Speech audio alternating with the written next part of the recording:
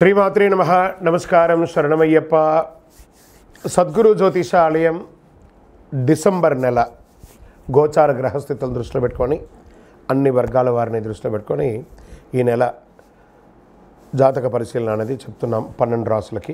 జ్యోతిషాస్త్రరీత్యా ద్వాదశ రాశుల్లో 11వ రాశి అయినటువంటి కుంభరాశి మిత్రులారా, మీరు ధనిష్ఠా నక్షత్రం 3-4 పాదములు, శతభిష నక్షత్రం 1-2-3-4 పాదములు, పూర్వభద్ర నక్షత్రం 1-2-3 పాదాలకు జన్మించిన మీరు కుంభరాశి వారిగా పరిగణించబడుతున్నారు.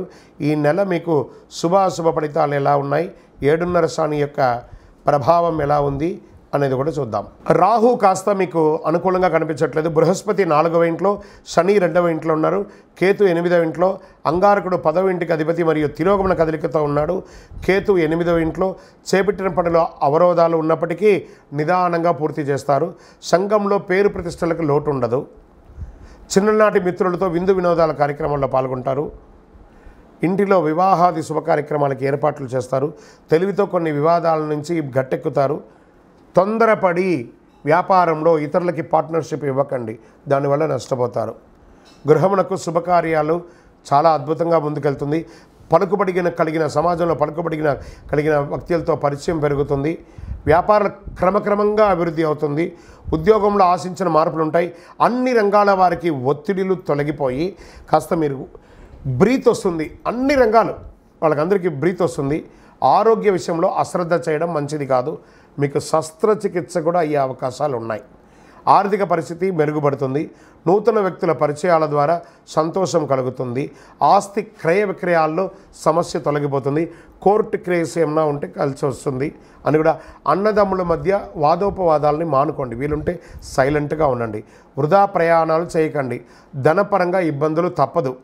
ఆరోగ్య విషయంలో శ్రద్ధ అసలు వహించకండి. గృహ నిర్మాణం ప్రారంభించే అవకాశాలు ఉన్నాయి. విద్యార్థులకు ప్రోత్సాహకరంగా ఉంటుంది. విలువైన గృహోపకరణలు కొనుగోలు చేయడంలో నాసిరకాన్ని కొని ఇబ్బంది పడకండి. అనేక రూపాల్లో పెట్టుబడులు పెట్టే అవకాశాలు ఉన్నాయి. ధనం వ్యర్థమయ్యే సూచనలు కనబడుతున్నాయి. జాగ్రత్త. తొందరపాటు దేనికి కూడా పనికిరాదు. విశ్రాంతి కోసం ప్రయత్నించండి. లాభాలున్నా ఆశించిన సంతోషం ఉండకపోవచ్చు. ఆఫీసులో సహోద్యోగుల ప్రభావం పెరుగుతుంది. పనిలో సహకారం అందకపోవచ్చు. కొత్త వ్యాపారాలు విజయవంతం అవుతాయి. రాజకీయ నాయకులకి మిశ్రమం. షేర్ మార్కెట్ మిశ్రమం. వ్యవసాయదారులకి బాగుంది. మీడియా రంగం వారికి కూడా బాగుంది.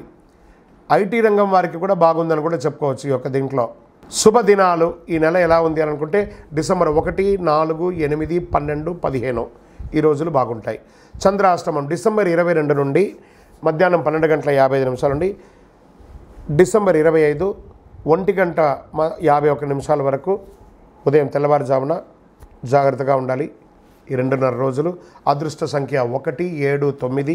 పూజించవలసినటువంటి దైవం సుబ్రహ్మణ్య స్వామిని ప్రార్థన చేయండి. దుర్గా అమ్మవారిని ప్రార్థన చేయండి. హనుమాన్ చాలీసా పారాయణం చేయండి. హనుమత్ దీక్ష లాంటిది ఏమైనా తీసుకోండి. అతి శక్తివంతమైన కరుంగాలి మాలను ధరించండి. ఆరోగ్యంగా ఐశ్వర్యంగా ఉంటారు. ఏ దోషమైన తొలగిపోతుంది. మీ వయస్సు ఎంత ఉందో అన్ని సంఖ్యతో దీపం వెలిగించండి. మీ యొక్క ఇంటి ఇలవైపు దగ్గర. ప్రతి ఒక్కరికి జాతకం అంటే కూడాను నాకు ఎలా ఉంటుంది, ఆరోగ్యం ఎలా ఉంటుంది, వ్యాపారం ఎలా ఉంటుంది, ఉద్యోగం ఎలా ఉంటుంది, నా జీవితం ఎలా ఉంటుంది, నా రాజకీయం ఎలా ఉంటుంది, ఇలాంటి ఒక తాపత్రయంతోనే మనం పరిగెడుతున్నాం. ప్రతి ఒక్కరు గుర్తుపెట్టుకోవాలి, జాతకం అనేది, జ్యోతిష్యం అనేది పడుతున్న వర్షానికి ఒక గొడుగే కానీ జ్యోతిష్యం జీవితం కాదు. మీరు మిమ్మల్ని నమ్ముకోండి చక్కగా. దాంతోపాటు మీ ప్రయాణంలో మీ ఒడిదుడుగులకి కాస్త జాతకాన్ని గుర్తుపెట్టుకోండి చాలు, కానీ జాతకాన్ని జీవితంగా భావించకండి. శరణమయ్యప్ప. ఈ జాతకం దయచేసి అడిగేవాళ్ళు వాట్సాప్లో మాత్రమే మెసేజ్ పెట్టండి. అవకాశం ఉన్నప్పుడు రిప్లై ఇవ్వడం జరుగుతుంది, కానీ కాల్స్ చేయకండి. వాట్సాప్ చేసి మా ఆఫీస్ నుంచి మీకు కాల్ వస్తుంది.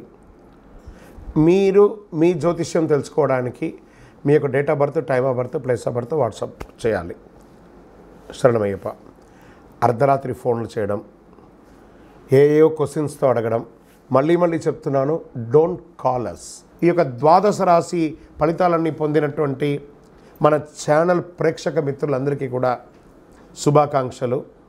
మీరు మా ప్రోగ్రామ్స్ అన్నీ చూస్తున్నారు, కానీ సబ్స్క్రైబ్ చేయట్లేదు, ఎవరికి షేర్ చేయట్లేదు. మీకు ఇక్కడ పెట్టుకొని గురువుగారు బాగా చెప్పారని అనిపించిందంటే మా ఛానల్ని సబ్స్క్రైబ్ చేయండి, ఇంకొక 10 మందికి షేర్ చేయండి. వందే మాత్రం, వందే మాత్రం, వందే మాత్రం.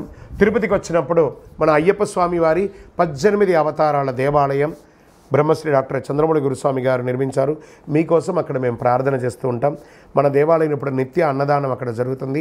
తిరుపతికి వచ్చినప్పుడు అవకాశం వల్ల మన దేవాలయం వచ్చి భిక్ష స్వామివారి ప్రసాదం తీసుకోండి. శరణమయ్యప్ప, శరణమయ్యప్ప, శరణమయ్యప్ప.